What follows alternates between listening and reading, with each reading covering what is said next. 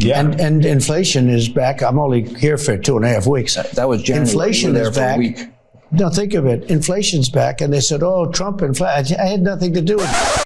It's funny, this doesn't sound like the ever so gallus Donald Trump we heard on the campaign, who said, and I quote, prices will come down quickly. It'll all happen very quickly.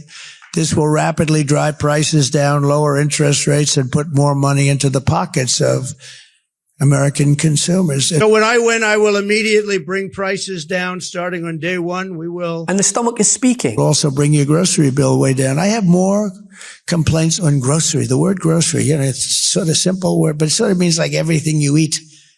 The stomach is speaking. It always does. Well, what is it saying now, Donald? Can I get a loan for my boiled eggs? Starting the day I take the oath of office, I will rapidly drive prices down and we will make America affordable again. We're going to make it affordable again. Yeah. And inflation is back. I'm only here for 2.5 weeks. That was January. Inflation there is for back. A week. No, think of it. Inflation's back. And they said, oh, Trump inflation. I had nothing to do with it. Trump and President Musk sat down for a softball interview with Sean Hannity that aired today. And even with Hannity as point guard lobbing him oops to Ali, he still managed to remind voters just how full of shit he is, especially regarding the economy and that little thing called inflation. Yeah, it's back apparently. Instead of blame falling squarely on the shoulders of the president, as everything did from inflation to bridges collapsing after a cargo ship crashed into it under Joe Biden. There is. Let me also get your take on what's going on in terms of world affairs. The White House has issued a statement on this saying that there's no indication of the nefarious intent in the collapse of the Francis Scott Key Bridge. The ship involved in the collapse of the bridge is 948 feet long, called the Dolly, a Singaporean flagged container. But of course, you've been talking a lot about the potential for wrongdoing or potential for foul play given the wide open border. That is why you have been so adamant. Why has the Republicans had such a hard time securing this border? The president says he's not going to take his executive action. You know that. Trump punts the blame faster than he would Tiffany from A Family Picture. And inflation is back. I'm only here for 2.5 weeks. That was January. Inflation there is for back. A week.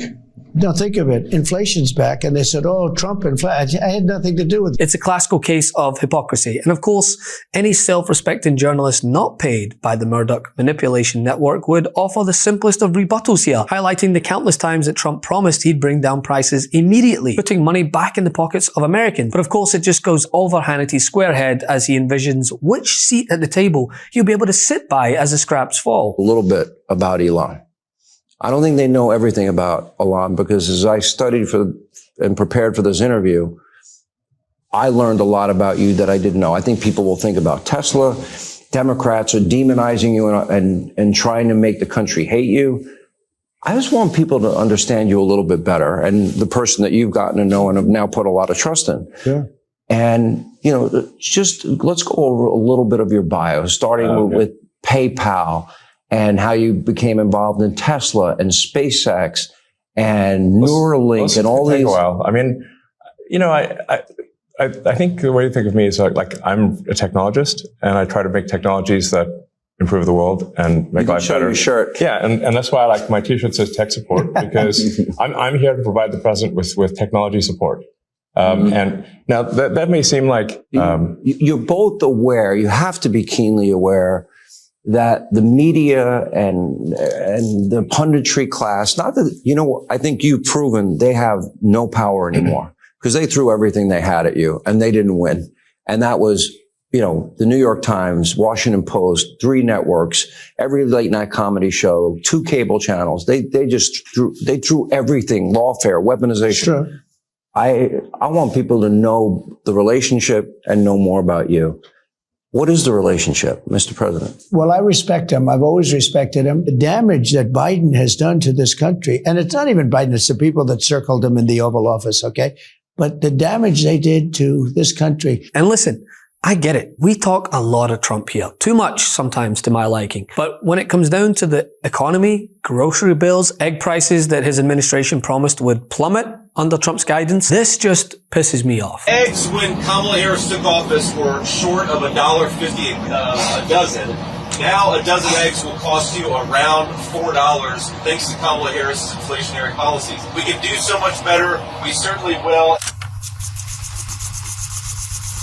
Have you noticed egg prices across the region continue to go up? Experts aren't seeing any relief in sight. Egg prices are estimated to increase about 20% more this year. That's compared to 2.2% for food prices in general. It's according to the Ag Department. Soaring egg prices are also impacting local businesses. Egg prices at nearly $8 a dozen. Can you imagine? You campaigned on lowering prices for consumers. We've seen all of these executive orders. Which one lowers prices? We have done a lot, and there have been a number of executive orders that have caused already jobs to start coming back into our country, which is a core part of lowering prices.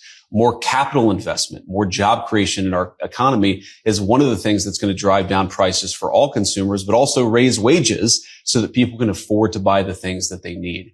If you look at our slate of executive orders, no, Margaret, prices are going to come down, but it's going to take a little bit of time. But also the lack of outrage from the very people who claimed that this is why they voted for the convicted felon. It just goes to reinforce the fact that it was never about that. I mean, it was, as it's always been, to feel good about the persecution of minorities, the targeting of marginalized groups, the demonization of the LGBTQ community, all with groceries as a smoke and mirrors to hide the white hoods. Yeah, I'm sick of sugarcoating it, and I'm sick of being told to reach across the aisle when these very people who allegedly were so outraged at soaring inflation, which, by the way, Biden combated better than any of the other developed nations, while overseeing a booming economy that Trump is hell-bent on tanking to inflate his own ego one tariff at a time, are saying nothing while prices soar. Let me be perfectly clear.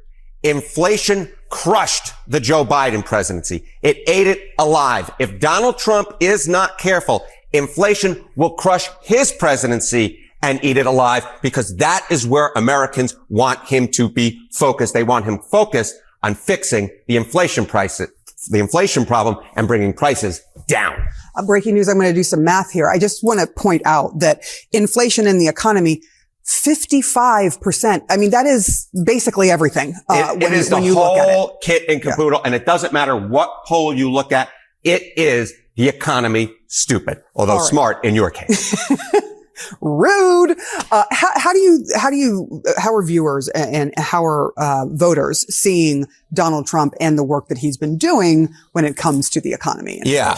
You know, there's a lot of things that folks have liked about Donald Trump's first few weeks in office. Inflation is not one of them. They believe that Donald Trump is not keeping his eyes on the prize. Is Trump focused enough on inflation? Not enough. 66%. That is 2/3 of the country. Just a third of the country say he's focused the right amount.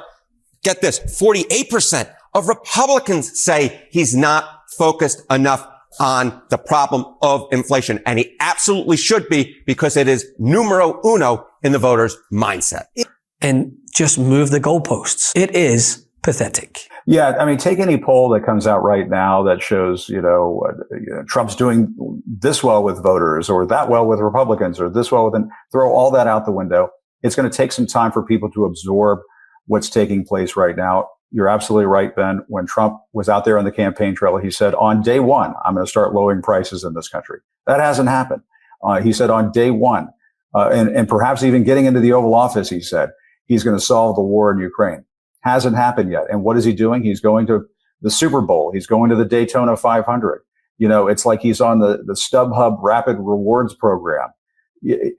I was talking about this on my show on Substack yesterday, Ben.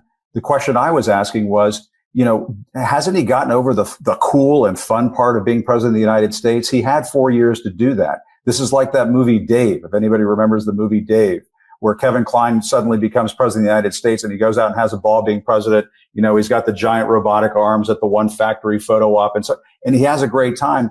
But that's when you're Donald Trump and you're facing an inflation problem in this country that's very stubborn, when you've got a war in Ukraine that needs to be solved, you can't be out there doing laps at the Daytona 500.